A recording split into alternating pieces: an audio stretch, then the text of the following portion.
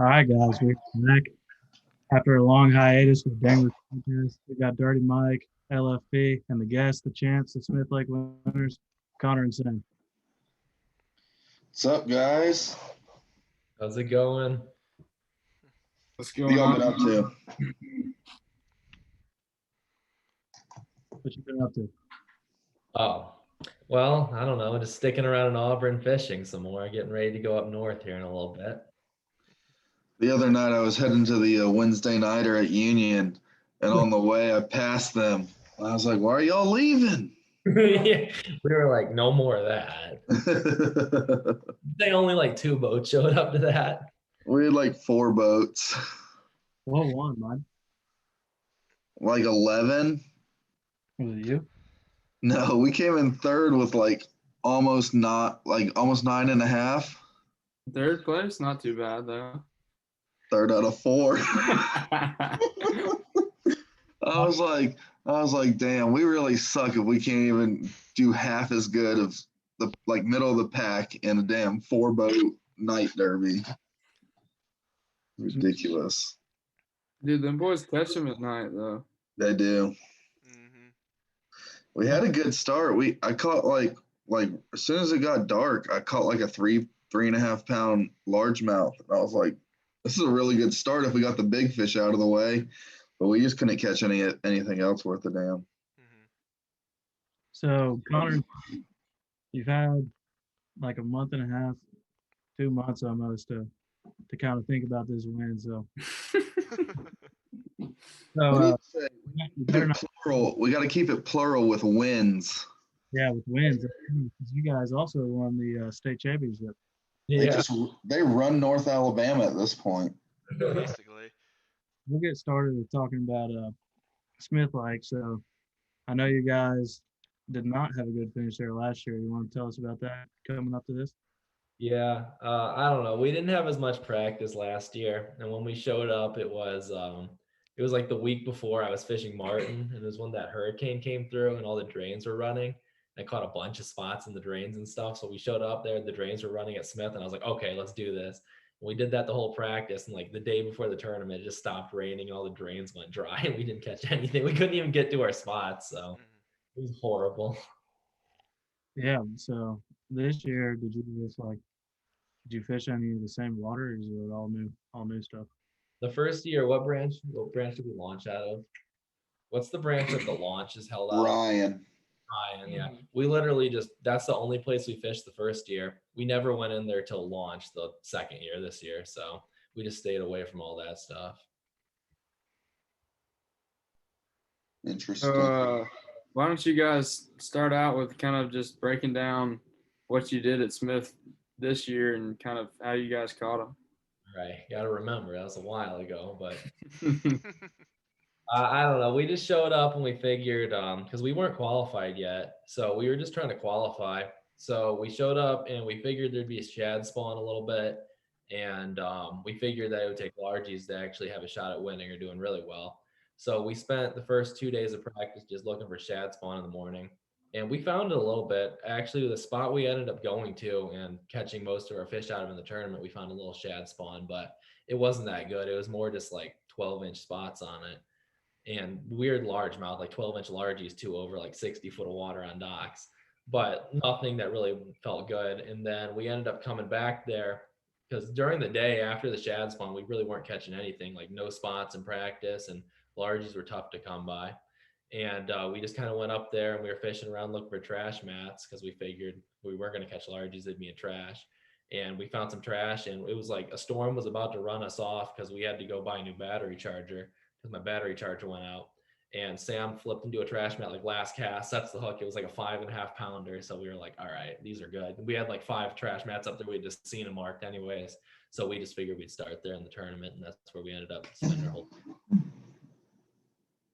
So did you guys, did you try and manage your mats? I mean, would you like catch one fish out of one, go to the next one for day 2, or how did you kind of conserve those? Because I mean, do you think that those mats were reloading or every day, or do you think it was kind of just some resident fish sitting under there and you managed them well?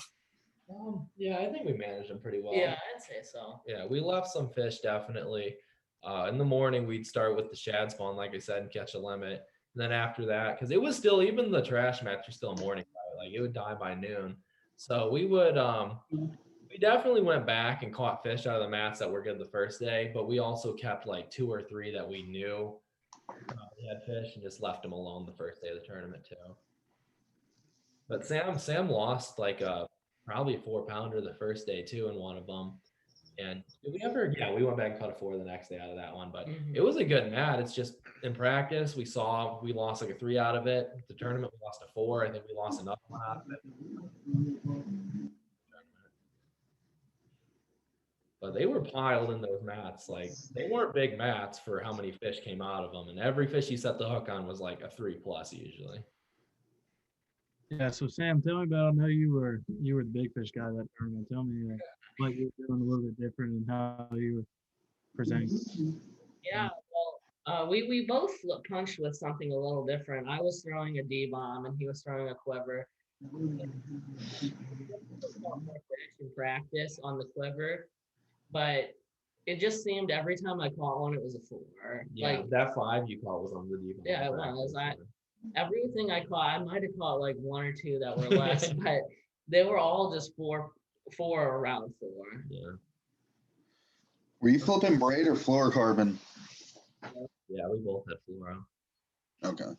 How big were the mats?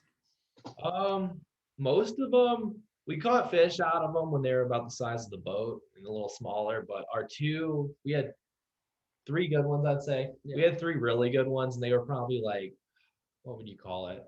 Like a normal dock on Smith, like a big Yeah, dock. yeah. Like a big dock, kind of. Just it was decent. One of our really good one had a dock coming out in the middle, and the trash was piled up around like on the walkway. And we actually couldn't get to most of it because the walkway and the cables were in the way. So we just kind of like flipped. Like I broke one off in the tournament that was, it might have been like a gar or something, but if it was a bass, it was freaking huge. But it ate like a gar. We had caught a couple of gar earlier in the tournament. So You tried pulling the Lee Livesey and like flipping over the dock cables and yeah, it was like over a dock cable, like over a log, like this big around through a bunch of stuff. And as soon as because something boiled, like blew a bunch of the sticks out, like I cast it in and it was just like a whoosh, and I just set the hook. And it was like and then wrapped me up in something, and I just like pulled and it popped off or broke. So, but I had problems with breaking line too. I tried like 3 different brands of line. I broke one off. That was probably a jump. It was like a 3-some the first day on one brand. Respooled the next day. Respooled with a different brand that we talked to Rob and he told us what to tie on. And I broke off both of those too on hook sets the next day. Or one wasn't a hook set, one was that fish I told you about, but I had 2 different brands of line break off on hook sets than that. So couldn't figure that out. did you ever try braid or I had one reel because he lost that one and I broke off a couple, so I had a D-bomb on braid, but we didn't pick it up too much. We'd only throw that if we needed to get to like the way backs of the stuff and we needed to rip them out of there. But we stuck with fluoro. I don't know if they cared eating it, but we felt better about it, and I just felt better about it getting through the logs without it cutting into them and getting hung up much, you know. yeah? But Yeah, you guys won by a pretty good margin there. And I know afterwards you said that you guys were going to go back to the trash mats and do a little cleanup. You want to tell me about that? you want to say? Sure, yeah. We went back after Gunnersville actually. On the way back from Gunnersville, we stopped by Smith and launched the boat for a couple hours and picked up some of those trash mats. Yeah, we did it. We didn't get as much as we wanted to, but I got a little floaty that was good that I still use. Brought out to Martin the other day for the fireworks. But yeah, we did it enough because we said we were gonna do it, but we still need to go back and clean more up because it's nasty up there. Yeah, it's pretty gross when everyone just throws their trash in the lake. So Yeah, it worked out for us though, but we're not. I'm encouraging Never littering. works. but Yeah, I'm not encouraging it, but like it wasn't the worst that week. Let's see that trophy. Oh yeah, that's I see it peeking behind y'all. yeah. Yeah, I need to set it up still. I just kind of leaned it up against the table. I have like half a trophy wall going, then I got lazy and just started putting them down. Yeah, I knew you guys were in for. You guys were going to do pretty good when I saw you on the first day and you had one rod each on the deck. That's all. Were they one rodding it for real? We used to one rod it. Now we just no rod it. After Saginaw, like if you tried to leave a rod out on the first, we're just leaving them in the box till we get there from now on. So was this wasn't the first time that y'all like fish trash mats at Swift? Because I remember last year you were showing us a picture of a really big one you caught out of a trash mat. Oh yeah, no, that was sick. Yeah, we caught some largies. I forgot. We did catch some largies out of trash last year, but it wasn't really anything consistent. But that was cool. We were just running down the lake and it was like 30 minutes till check-in. And I saw some flooded like bamboo. It was just like a bunch of cane just with water in it. And I was like, all right, we gotta hit that really quick. And I was swimming a jig through it. And I looked over, we fished it for like 5 minutes, and it was a tiny area. And I looked over at Sam and I was like, oh, that'd be so sick if we could like catch one of those, tell people about it, because it just looked awesome. And as I said, I looked down like at the boat, it just destroyed it. But it was a big one. It was like a 4 something too. But that spot was 5 feet out of water this tournament. So because the water was high that year. Yeah, so you guys won there. And then pretty much immediately after that, you went to Gunnersville. Yeah, we didn't see that one coming, not gonna lie. We Yeah, showed up with like one day of practice and we just kind of wanted to stay out of the elites guys' ways because everyone was talking about, not getting bad publicity and we didn't want to mess with that. So the first day we just kind of looked for beds and cruised around, fished offshore a little bit, and we marked a couple threes on bed, but most of the stuff we found was just in the tournament, just cruising down banks. yeah, that's awesome. What you got? You guys in your bag? What was it? What? You guys had a heavy bag. How many pounds did you have? I think it was 17, 17, I think. 17 and a half, I think. Yeah. Yeah, so Did that's you go back and catch those threes off the bed or? Yeah, we caught one off bed that we had marked, and we were going to the other one, and we were just trying to catch some 2-pounders that we had seen. And I was snagged on a dock, and I was like popping it off, and Sam looked down like between the dock, and he's like, "Dude, there's a big one right there." So I was like, "All right," like I got it out, flipped on it, we caught it. It ended up being another 3. And then I think one of our 3s that we marked we couldn't catch, but the rest we caught one more 3 on a bed, and then we caught the big one was like a 4.5, was actually a fry garter, and I had to work it for like 15 minutes where I just like flipped my Senko in, and it was in the matted eelgrass stuff. And I just worked the Senko on the surface. And if I could like get it to skim across the fry, it would just nose up on it. And it finally just destroyed it too. And we ended up catching that one. So that was pretty cool. But it was weird. I did not think fry garters got that big. We were surprised when we caught it. It was, a male, but it worked out. yeah, it definitely worked out. You guys got the back-to-back wins. Ended up bumping another one of our other teams. Ty and Cam, they finished second, got them into the Natty. So good job on that. So that's 3 wins in Alabama this year. That's pretty good because you guys won Eufaula Yeah. earlier. I don't think we'd won. Oh no, we won on Eufaula, I guess. That was our first Alabama win, but I don't know. We hadn't won much yet in college, so it's good to finally get it going, Yeah, definitely. Talking about you won the qualifiers last year. Yeah, that's pretty dang hard to do. Yeah. We never won one though. That was just we got like 2/3. Like Yeah, but you came down and dominated. yeah, I guess. I guess. That was with a drop shot though, so I don't know if we can even count it. Every fish we caught was on a drop shot, a pink worm, Whatever works. Yeah, it worked that year, that's for sure. How tough it is that time of year. Yeah, tell me about it. Yep. We're kind of getting kind of a little too close to that right now. Yeah, I know. I was on a point today and it was a little similar to that. So It's been I'm getting, glad that the national championship is up north, yes. to say the least. Yeah, after being up north for about a month and then coming back here, it was just really upsetting fishing. I said that. I was like, I don't want to fish anymore. I went like half a day and I was like, don't want to do this anymore. I just started like swimming at Martin. I'm about to be a pleasure boater at this point. Oh Lord. Like, I'm not a big fan of fishing out there anymore. No, I'm done with Martin. I determined we fished the 4th of July a little bit. Yeah, you're gonna watch the fireworks, and I was like, that's it. It's the last time I'm coming out here till like winter. Yeah, I don't think I'd be on. Yeah, the you went out there on the worst day possible. Well, we went out for the fireworks, so like we didn't fish too long. It was terrible. There was a ton of boats out there too. That was ridiculous. Yeah, it wasn't even as bad this year as it usually is. I think everyone was scared. Really, that's crazy. So, yeah, so awesome job on the 2 wins. Thank And you. tell us what you're thinking about up north, the championship. You going for the next one? Yeah, that'd be awesome. I'm excited for that because like we're saying, it's actually gonna be fun fishing. It's not gonna be a grind, hopefully. But I don't know yet. We haven't planned it too much. We're just gonna see what we can do up there. We don't have much experience with that stuff, but I mean, smallies are fun, so we'll see what we can do. Yeah. So being from Illinois, how does the fishing back there compare to the fishing that you used to win these past 2 tournaments? Punching. We do a lot of Punching punching. and Senkos. Yeah, Seiko. I guess very similar.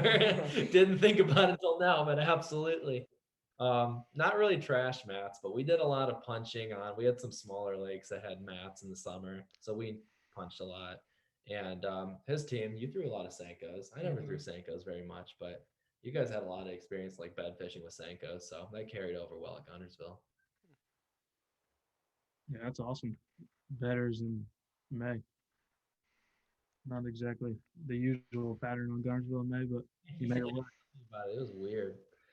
That was really weird. People were catching them like offshore on ledges a little bit, spawning, fry garters. It was just everything. Every tournament actually. We saw spawners at Smith too. I caught one off bed on 3rd day of practice, I think. And we caught one that had eggs pop out of it, or we caught 2 that had eggs coming out of it in practice for that one too. So it was weird this year. They just took forever to spawn. Yeah.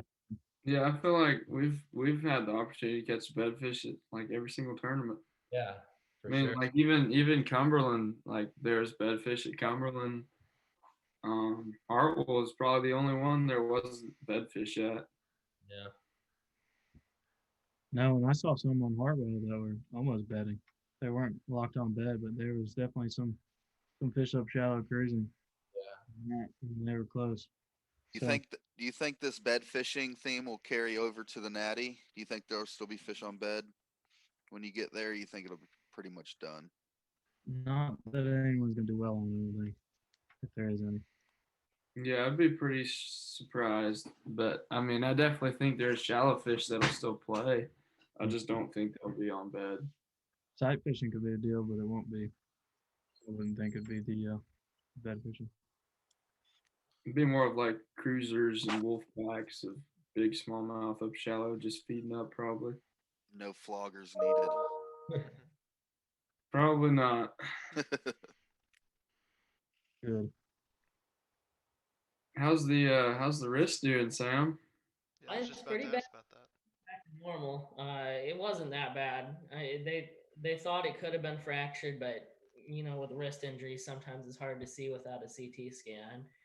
But it took a couple days to start feeling better, and I fell on it a couple times Yeah. and made it worse. we went fishing in like a little tiny John boat. I forgot his wrist was broken, and I just stood up really quick, and he just ate it and fell right on his wrist again. And I was like, oh. Yeah, but Why don't you tell everybody Ah. what happened to your wrist? yeah, well, we came out on the first day of the tournament, and the day before we went out, and it was a small craft advisory, and we went out and it wasn't that bad, and we ran down the lake we were up by Tawas, and we ran down towards Charity, and it was like 1 or 2 footers, and it was pretty choppy, and we couldn't go more than like 30, but we got down there and it started building, and we fished for like 10 minutes, and we were like, we need to get out of here because the wind was getting insane. And we ran back up, and it was pretty bad. I think the report we looked at, it said they were like 3s or 3 like to 4. 5s Yeah, 3 to 5s with 7s and 8s in them or something crazy it like was, that. and it was just, I mean, it was almost terrifying. Yeah, And it was. It was terrifying. the next morning after that idle, we didn't realize there would be so many residuals from the day before. and And they were gap different too. They were gapped 'Cause way different. We ran those bigger waves pretty decent. Like it was a rough ride, but we weren't stuffing too many of them, and we kind of like we'd come over them pretty rough, but it wasn't anything like for some reason, even though the waves were a little smaller the first day of the tournament, they definitely were gapped where we just could not figure out how to run them. Just every one of them was just boom, boom, you know? Yeah, I mean, we came out of the river, and everybody was going right around that little island, and we were like, well, we got to go to Taos, so we're gonna go left. And we ran them probably about an hour. It was like an hour and we 15 minutes. We got about 10 miles out of our like 50-mile run. And every once in a while you just come down over the top of one, and we're not going more than 15 miles an hour, but they were still so big you'd just fall off the back, and your back would, every vertebrae in your back would crack. And we had the trolling motor strap broke, and we had it tied down. I forgot about that. We had to come off pad. I had to get on the front deck and tie the trolling motor shaft down to the eye where you clip the winch on the boat. And God. off pad, we were idling, and we kind of stuffed one, and my whole head went under the water. He was up there tying it to the eye, and I went right into like a 4-footer. That same thing happened to me on Chase's Oh boat. my God. The same thing happened to me. Oh, it was rough right there. That was... and about after an hour of that, we just came off one, and I lost my handles, and I came up about a foot off the seat, and I came straight down on my wrist, and I caught myself on the handle, the way you're not supposed to. And I just picked it up, and I was like, I think it's broke. I looked over, we were just like flopping, and I was like, all right, we'll come off pad for a second, think about it. And then we just like floated there and took them over the bow. And we were like, all right, let's just turn around, because we were like halfway. We had a largemouth spot, and we were like halfway to that. So, and we just decided to come back and just like fish around the river, I guess. But it worked out. We ended up catching, should have been almost 16. We had 15, 14, I think. But then we had a minute late penalty too. So 10-second late penalty. Yeah, it was a pretty bad day. Decent, but bad day. Yeah. Yeah. Well, for the listeners, we're going to do a segment on it next week with the champions happen to be. Yeah. You'll hear the right way to run those waves next time. Hey, you're gonna have to talk to Canada Rob if you want to hear the right way to run those, because I didn't run them properly either. Yeah. We took it very slow out there. That was a scary deal, especially for us down here. Stuff. At least you had a certified Coast Guard captain. He was. He's usually. He usually kind of scares me driving, but he was. You know what I actually found out a couple days ago is if there's a small craft advisory, insurance won't cover your boat. Oh. Yeah, I didn't know that, so good to know. Probably stick to the river next time there's a small craft advisory. That's very crucial information right there. So we had like 3 things break on the boat after the first day of the tournament. Like the You guys trolling got it. motor, 2 things of the trolling motor broke. Our front graph wasn't working anymore. We had to fix that night. It was a pain. Yeah, we had the rods on the front deck. Not a good idea, Ooh. but Yeah, I'm glad that we didn't use that, because they would be gone. got to our first spot, and I guess through the rough waves, one of my baits got in the water, and my reel was completely spooled. I spooled it up the night before, and there was zero line on my reel when I got to the first spot. Well, Sam literally caught our graph in those waves we were telling you about the day before the tournament. Flew off, caught it. I had it on video. Yeah, he was videoing one snagging grass with the other.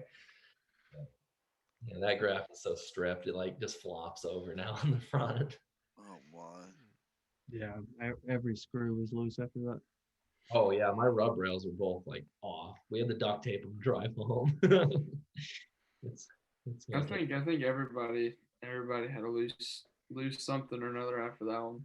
Yeah, I think there was one guy going around just asking if anybody would let him use a spinning rod because he lost every spinning rod because his rod broke. I know. I thought they all like blew out of the boat. I think they all blew out of the boat from the waves. I don't know. Either way, he was asking for a spinning rod because he lost all of his.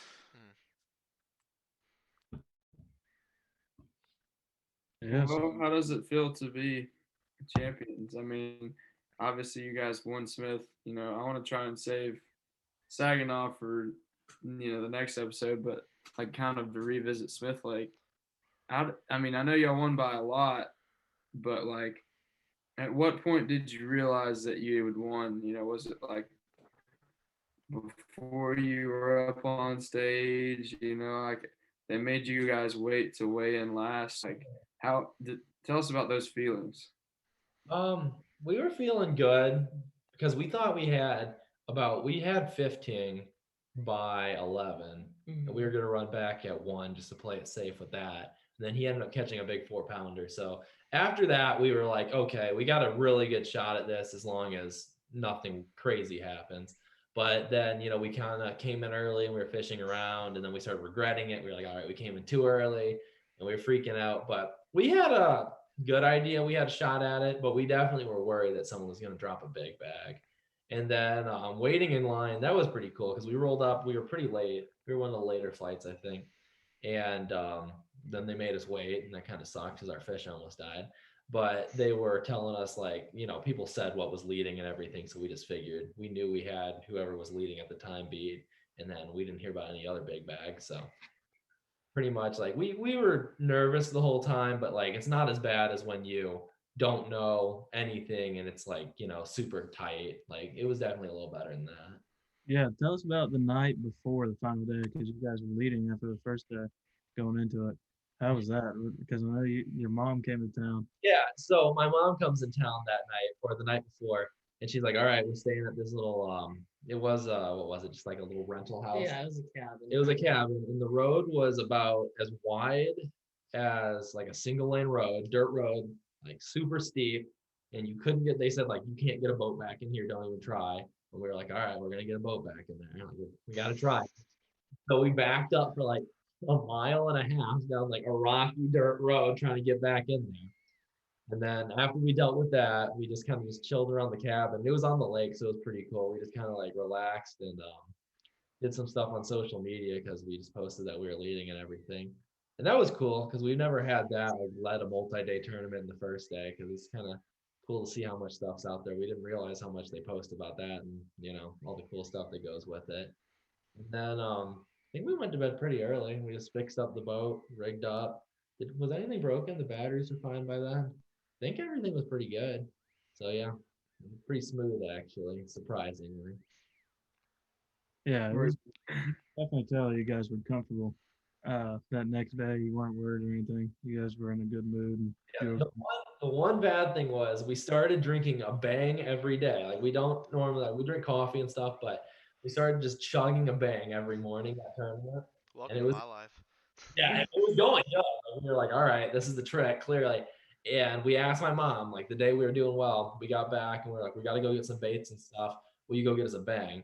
And she went out and got like the nastiest, like coffee flavored bang she could find. It was just we were trying to drink it in the morning. It was just horrible. Like we were like going up to people. We went up to Blake, and Blake was like dying of whatever he had.